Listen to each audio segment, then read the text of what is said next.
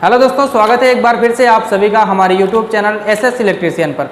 आज आप देख सकते हैं ये हमारे पास विंडो एसी की पीसीबी है। इस विंडो एसी की पीसीबी को कैसे ऑपरेट किया जाता है और विंडो एसी की पीसीबी को कैसे चेक किया जाता है कि इसके सभी फंक्शन कार्य कर रहे हैं कि नहीं, और यहाँ पर जो हमारा रिमोट है, रिमोट की सेटिंग किस प्रकार से की जाती है और कौन सी बटन किसके लिए होती है, ये सारी चीज़ें हम आपको आज की वीडियो में बताने वाले हैं। तो इस वीडियो को अंत तक कंप्लीट जरूर देखिएगा, तभी आपको बेसिक जानकारी समझ में आएगी। अब यहाँ पर देखिए, जो हमारी विंडो एसी की पीसीबी है, इसको बोलते हैं मेन पीसीबी, इसको बोलते हैं डिस्प्ले पीसीबी। ये जो हमारी मेन पीसीबी है, इसमें ही कनेक्शन किया जाता है। यहाँ पर आप देख सकते हैं कनेक्शन के लिए हम आपको दिखा देते, यहाँ पर लिखा है न्यूट्रल। यहाँ पर आप देख सकते हैं ये लिखा है न्यूट्रल, यानी कि ये तीनों जंक्शन जो पॉइंट बने हुए हैं ये सारे न्यूट्रल के ही हैं, यानी कि इस पे एक न्यूट्रल की सप्लाई देकर इससे आउट करवाया जा सकता है। और यहाँ पर लिखा है फेस, तो यहाँ पर एक रिले लगाया गया है, यहाँ पर देना है फेस की सप्लाई। और यहाँ पर लिखा है COMP, मतलब कि कंप्रेसर वाला पॉइंट यहाँ पर देना है। अब यहाँ पर देख सकते हैं 4 पिनें और बनी हुई हैं, तो यहाँ पर देखिए लिखा है स्विंग, यहाँ पर देख सकते हैं आप स्विंग लिखा हुआ है, तो इसमें स्विंग मोटर का फेस की सप्लाई जाएगी। और यहाँ पर लिखा है हाई, और ये हाई वाला जो पॉइंट है ये हमारे जो फैन मोटर होते हैं विंडो एसी के, उसके हाई वाले तार में जोड़ा जाएगा।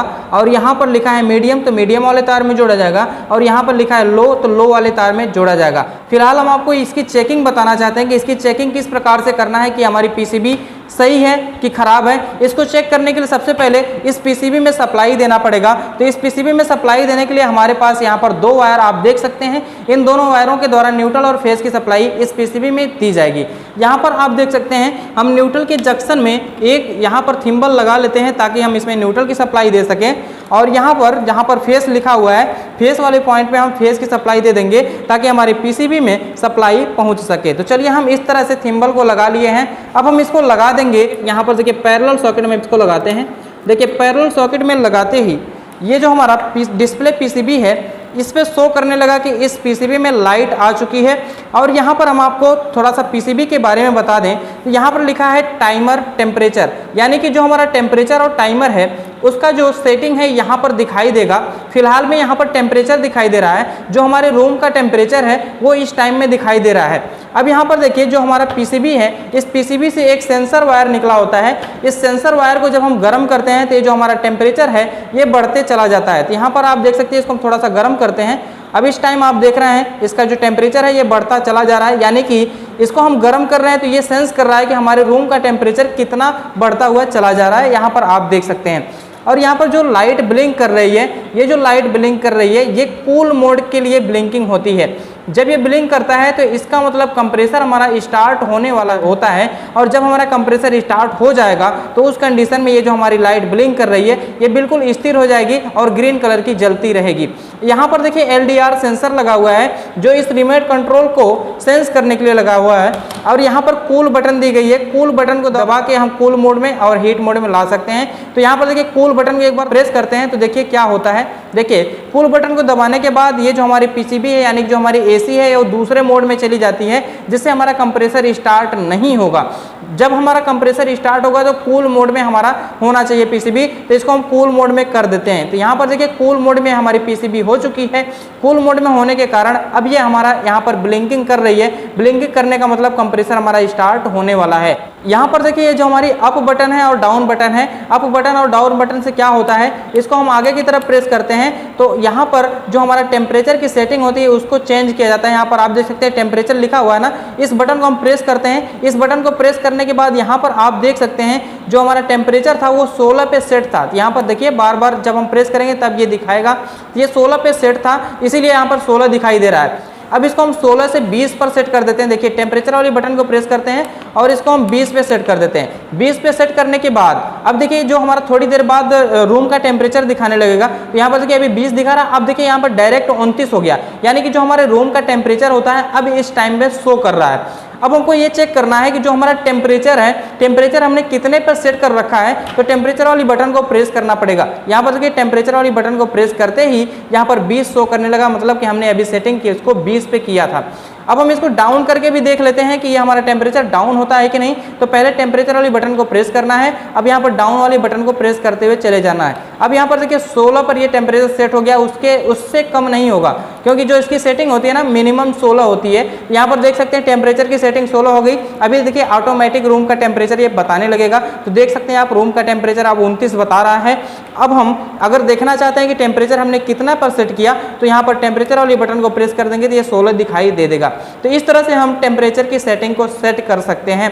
अभी टाइमर के सेटिंग को सेट करना है, तो टाइमर के सेटिंग को हम इस रिमोट के द्वारा सेट करना बताएंगे और उसका क्या फंक्शन होता है, कैसे वो वर्क करेगा, वो सारी चीज़ें यहाँ पर देखी जाएगी। अभी फिलहाल में हमको इस पीसीबी की चेकिंग बताना है। तो पीसीबी को चेक करने के लिए हमारे पास यहाँ पर देखिए 3-4 थिम्बल बने हुए हैं, कंप्रेसर का थिम्बल बना हुआ है। तो हम सब में एक एक बल्ब जोड़ते हैं और बल्ब को जोड़ने के बाद सबको ऑपरेट करके दिखाएंगे। अगर सभी प्रॉपर तरीके से ऑपरेट हो रहे हैं तो मतलब हमारी पीसीबी सही होगी, अगर प्रॉपर तरीके से ऑपरेट नहीं हो रहे हैं तो हमारी पीसीबी खराब होगी। तो चलिए हम इस मेन लीड को निकाल लेते हैं पहले, और मेन लीड को निकालने के बाद अब हम इसका कनेक्शन कर लेते हैं। देखिए ये जो हमारा रेड वाला बल्ब यूज करेंगे, इसको हम स्विंग मोटर के लिए यूज कर लेते हैं। स्विंग मोटर के लिए यूज कर लेते हैं। यहाँ पर आप देख सकते हैं, यहाँ पर लिखा हुआ स्विंग, तो यहाँ पर हम इसको लगा लेते हैं। तो यहाँ पर जो पीसीबी होगी ना वो फेज की सप्लाई आउट करेगी। तो यहाँ पर देखिए एक तार को हमने बल्ब का लगा लिया है।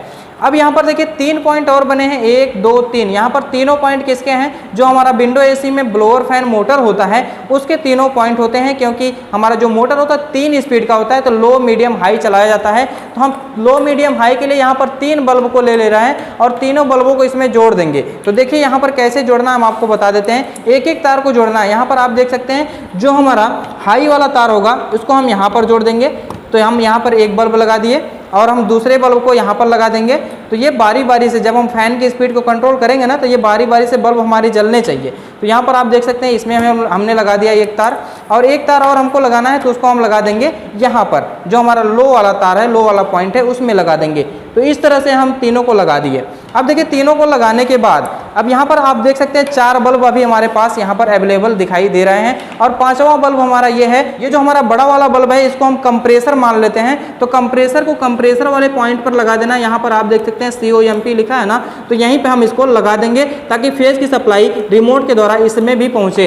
अब देखिए सभी को तो फेज की सप्लाई इस पीसीबी के द्वारा पहुंचेगी, तो न्यूट्रल भी तो देना है। तो न्यूट्रल देने के लिए सभी के एक एक तार को आपस में कनेक्ट करके न्यूट्रल वाले जंक्शन में जोड़ देंगे, तो सबको न्यूट्रल पहुंच जाएगा।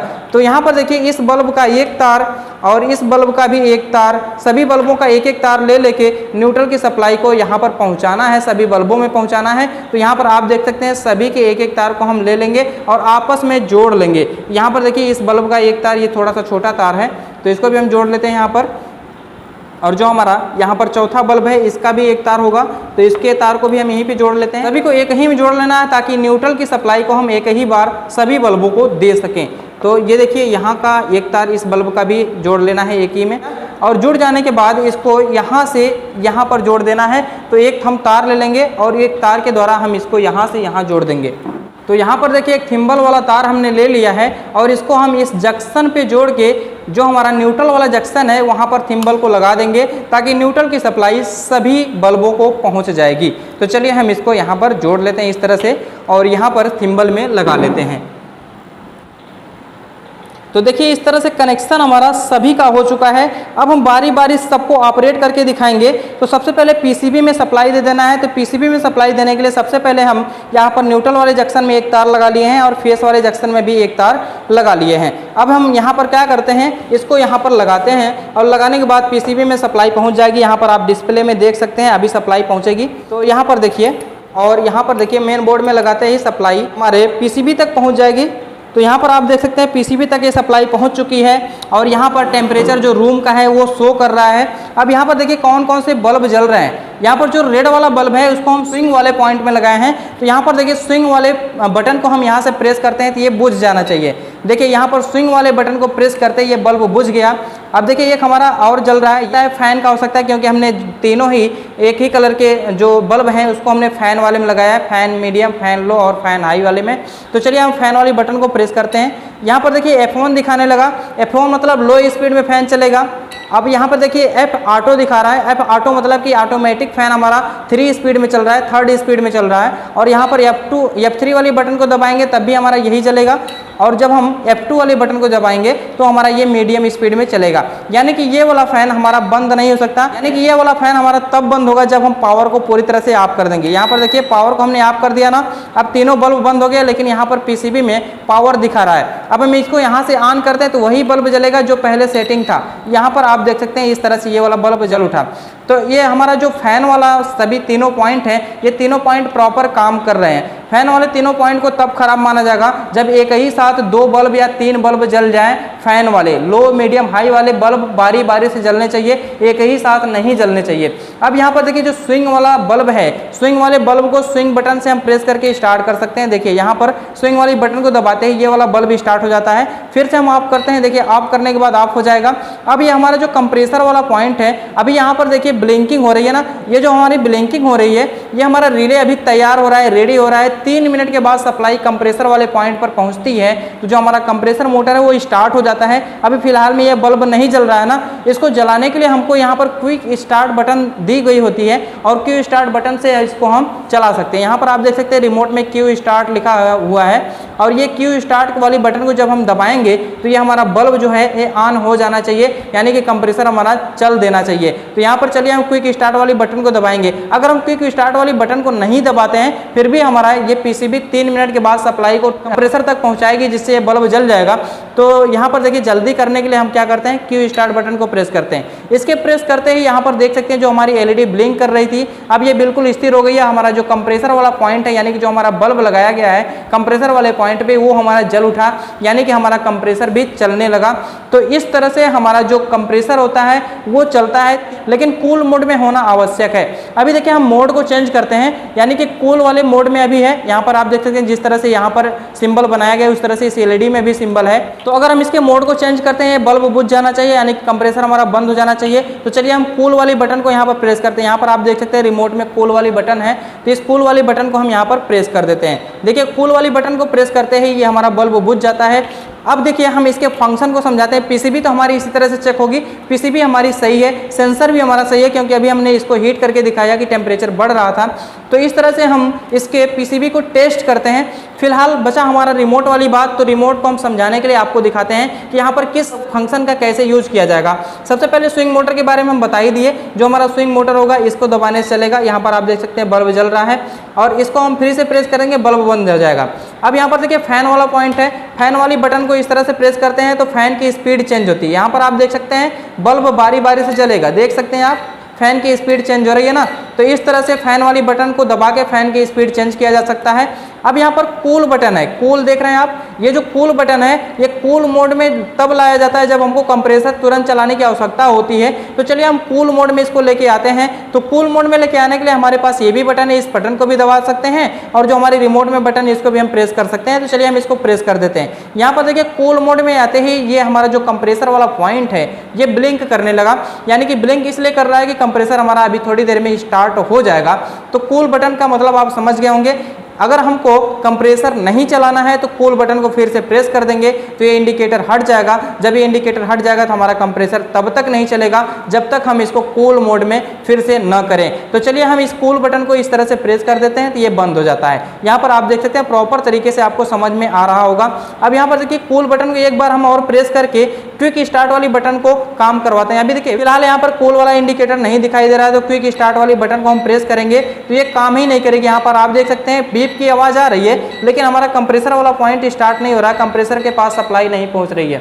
तो इस तरह से हम इसको ऑपरेट करते हैं। यहाँ पर देखिए कूल वाली बटन को हम प्रेस करते हैं, जैसे ही हम कूल वाली बटन को प्रेस करेंगे तो यहाँ पर देख सकते हैं ये हमारा कंप्रेसर चल चुका, यानी कि जो हमारा बल्ब है वो जल रहा है, यानी कि कंप्रेसर वाले पॉइंट पर जुड़ा हुआ बल्ब जल रहा है। इसका मतलब ये सप्लाई कूल मोड में कंप्रेसर को पहुंच रही है। तो इस तरह से हम इसके फंक्शन को यूज करते हैं। यहाँ पर तीनों बटनों के बारे में आप समझ गए होंगे। अब यहाँ पर देखिए एक लिखा हुआ लॉक, येलो सी के आपको दिख रहा होगा। जब हम लॉक वाले बटन को दबाएंगे तो यहाँ पर एक चाबी नुमा बन जाएगा। तो यहाँ पर आप देख सकते हैं एक चाबी की तरह बन गया ना। जब ये चाबी की तरह बन गया तो अब यहाँ पर कोई भी बटन हम प्रेस करेंगे तो वो प्रेस नहीं होगी, वो काम नहीं करेगी। तो चलिए हम दबा के देख लेते हैं। देखिए स्विंग वाली बटन को दबा रहे हैं तब भी कुछ नहीं हो रहा है, फैन वाली बटन को दबा रहे हैं तब भी कुछ नहीं हो रहा है, कूल वाली बटन को दबा रहे हैं तब भी कुछ नहीं हो रहा है, और अप डाउन वाली बटन को, टाइमर वाली बटन को, कोई भी बटन यानी कि यहाँ तक कि ऑन ऑफ वाली बटन भी काम नहीं करेगी जब हम लॉक वाली बटन को दबा देंगे। यानी कि हमारा सिस्टम लॉक हो चुका, जब तक हम लॉक वाली बटन को पुनः नहीं दबाएंगे तब तक ये सिस्टम कोई भी हमारा यहाँ पर फंक्शन, जो रिमोट का फंक्शन है वो कार्य नहीं करेगा। तो चलिए हम लॉक वाली बटन को फिर से प्रेस करके देखते हैं और सिस्टम को काम करवा के देखते हैं कि काम करता है कि नहीं। तो लॉक वाली बटन को हमने फिर से दबा दिया तो यहाँ पर चाबी हट गई। जब चाबी हट गई तब हमारा कोई भी फंक्शन काम करेगा। यहाँ पर आप देखते हैं स्विंग वाला फंक्शन काम किया तो ये बल्ब जल गया। यहाँ पर देखिए कूल वाली बटन को हमने प्रेस किया तो कंप्रेसर बंद हो गया। तो इस तरह से और सारे फंक्शन काम करने लगेंगे अगर हमारा लॉक वाली बटन यहाँ पर इंडिकेटर हट जाएगा तो। अब यहाँ पर देखिए एक म्यूट बटन है। म्यूट बटन को हम क्यों दबाते हैं, क्यों प्रेस करते हैं? जब हम म्यूट बटन को दबा देते हैं तो यहाँ पर जो टी टी की आवाज़ अभी तक आ रही है ना, देखिए यहाँ पर टी टी की आवाज़ बार बार आ रही है, आपको सुनाई दे रहा होगा, तो ये टी टी की आवाज़ बंद हो जाएगी। तो चलिए हम म्यूट वाली बटन को दबा के देख लेते हैं। देखिए यहाँ पर म्यूट वाली बटन को हमने प्रेस कर दिया। अब देखिए अब हम कोई भी फंक्शन को काम करवाएंगे तो टी टी की आवाज़ नहीं आएगी लेकिन फंक्शन काम करेगा। तो यहाँ पर आप देख सकते हैं प्रॉपर तरीके से बल्ब की चेंजिंग भी हो रही है और यहाँ पर सारे पॉइंट काम भी कर रहे हैं, लेकिन हमारा जो टी टी की आवाज़ है वो बंद हो चुकी। चलिए हम म्यूट बटन को फिर से प्रेस कर देते हैं। अब हम कोई भी बटन दबाएंगे तो टी टी की आवाज़ आएगी। तो इस तरह से आप देख सकते हैं। अब देखिए अब चलिए हम अगले बटन को समझा देते हैं आपको। अगला बटन क्या है, यहाँ पर देखिए स्लिप लिखा है। स्लिप क्या होता है? स्लिप मतलब सोना। तो ये हमारा जब इस बटन को हम प्रेस कर देंगे स्लिप मोड में हमारा एसी चला जाएगा। जब हमारा एसी स्लिप मोड में चला जाएगा तो उसके फैन और उसके कंप्रेसर की सेटिंग ऑटोमेटिक तरीके से काम करने लगेगी। चलिए स्लिप बटन को हम प्रेस करते हैं। अभी देखिए स्लिप बटन हमारी काम नहीं करेगी क्योंकि जो हमारा कंप्रेसर है ये कूल मोड में नहीं है, हमारी जो एसी है कूल मोड में नहीं है। इसको पहले कूल मोड में करना होगा। तो देखिए यहाँ पर कूल मोड में हमारी एसी हो चुकी है। अब हम स्लिप बटन को प्रेस करेंगे, यहाँ पर ये चंद्राकार बिंदी आपको दिखाई देगी, एलईडी दिखाई देगी। चलिए हम स्लिप बटन को प्रेस करते हैं। देखिए स्लिप बटन को प्रेस करते ही जो हमारा फैन था वो ऑटोमेटिक हो गया। यहाँ पर आप देखेंगे एफ ए लिखा है, मतलब फैन हमारा ऑटो हो गया। अब हमको फैन की स्पीड को कंट्रोल करने की जरूरत नहीं है, वो टेम्परेचर के हिसाब से फैन की स्पीड को कंट्रोल कर लेगा। अब यहाँ पर देखिए नाइट मोड का सिंबल बनाया गया है कि रात के मोड में हमने स्लिप मोड को दबा रखा है, इसलिए ये सिंबल बनाया हुआ है। स्लिप मोड को हम हटाते हैं। देखिए स्लिप मोड को हटाते ही यहाँ पर जो हमारा चंद्राकार बिंदी बना था, इंडिकेटर बना था, वो हट गया। मतलब कि अब हम कोई भी सेटिंग वगैरह कर सकते हैं। यहाँ पर स्लिप मोड इस तरह से काम करता है। आप समझ गए होंगे स्लिप मोड कैसे काम करता है।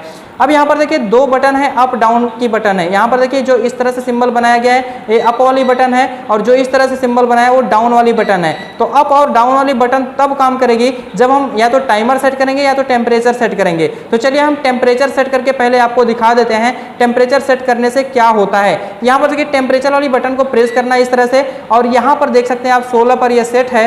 अगर हम इसको 24 पे सेट करना चाहते हैं तो 24 पे को सेट कर सकते हैं। पहले टेम्परेचर वाली बटन को प्रेस करेंगे, अब हम अप वाली बटन को प्रेस करेंगे। देख सकते हैं आप टेम्परेचर हमारा बढ़ रहा है और 24 पे हम इसको सेट करना चाहते हैं, इसी पे ले जाके छोड़ देंगे। अगर हम इसको और भी ज़्यादा सेट करना चाहते हैं तो इसको और आगे ले जाके छोड़ सकते हैं। यहाँ पर देखिए टेम्परेचर वाली बटन जो है हमारी 30 डिग्री सेंटीग्रेड तक काम कर रही है। तो इतने ही सेटिंग हम कर सकते हैं। तो इस प्रकार से आप समझ गए होंगे कि टेम्परेचर की सेटिंग कैसे करना है।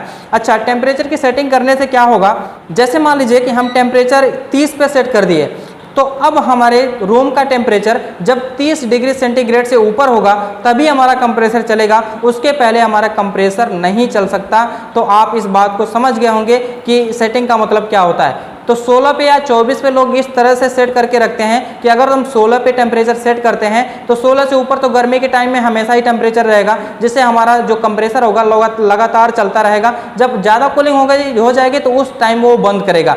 तो इसीलिए हम 16 पे या 24 पे सेटिंग कर देते हैं। तो 16 और 24 पे सेटिंग करने से क्या होता है कि हमारे जो रूम का टेम्परेचर 24 से डाउन होगा तो हमको ऑटोमेटिक खुद ही ठंडा लगने लगेगा। तो हम क्या करेंगे, एसी को बंद करना चाहेंगे तो इसीलिए टेम्परेचर सेट कर देते हैं कि 24 से कम आए तो ऑटोमेटिक हमारा कंप्रेसर बंद हो जाए। तो इस प्रकार से टेम्परेचर की सेटिंग की जाती है। टेम्परेचर की सेटिंग हमेशा आपको 24 पे या 16 पे रखना चाहिए। अब हम टाइमर की सेटिंग बता देते हैं, टाइमर की सेटिंग कैसे करना है। यहाँ पर देखिए टाइमर वाली बटन को प्रेस करना है। तो टाइमर अभी 24 घंटे का लगा हुआ है। 24 घंटे का टाइमर लगे होने का मतलब ये है कि जो हमारी एसी वो 24 घंटे तक चलने के बाद बंद होगी। कुछ लोगों का कहना ये होता है कि जो हमारी सेटिंग होती है टाइमर की 24 घंटा हम सेट कर देंगे, 24 घंटा बाद एसी स्टार्ट होगी। ऐसा बिल्कुल कहना गलत है। 24 घंटे के लिए सेट करेंगे तो 24 घंटा हमारी एसी चलेगी, वो आपके कहने के अनुसार चलेगी। यहाँ पर आप देख सकते हैं टाइमर की सेटिंग अगर हम 1 घंटा कर दें, यहाँ पर देखिए 24 मैक्सिमम होता है, इसको हम अगर बढ़ाना चाहेंगे तो नहीं बढ़ेगा, क्योंकि आप जानते हैं कि 24 घंटा ही हमारा एक दिन में होता है। अब हम इसको घटाते हैं, देखिए घटाने पे घट रहा है, तो यहाँ पर देखिए 20, 19, 18, 17, 16, 15 इस तरह से घट रहा है। अगर हमको सेट करना है 2 घंटे का टाइमर, जैसे मान लीजिए कि हम 9 बजे सोने जा रहे हैं, हम चाहते हैं कि हमारी एसी 11 बजे तक ही चले, तो हम 2 घंटे का टाइमर इस तरह से सेट कर देंगे तो हमारी एसी 2 घंटे चलने के बाद बंद हो जाएगी, ऑटोमेटिक तरीके से बंद हो जाएगी। तो इस तरह से हम टाइमर की सेटिंग करते हैं। तो आई होप आपको सारी चीज़ें इस वीडियो में समझ में आई होंगी। अगर आपको इस वीडियो में सारी चीज़ें समझ में आए तो वीडियो को लाइक जरूर कर दीजिए। चैनल पर नए आए तो चैनल को सब्सक्राइब करके बेल आइकन को प्रेस कर दीजिए, ताकि आपको आने वाली सभी इंटरेस्टिंग वीडियो का नोटिफिकेशन मिलता रहे। तो हम मिलते हैं अगली वीडियो के साथ, तब तक के लिए धन्यवाद। जय हिंद।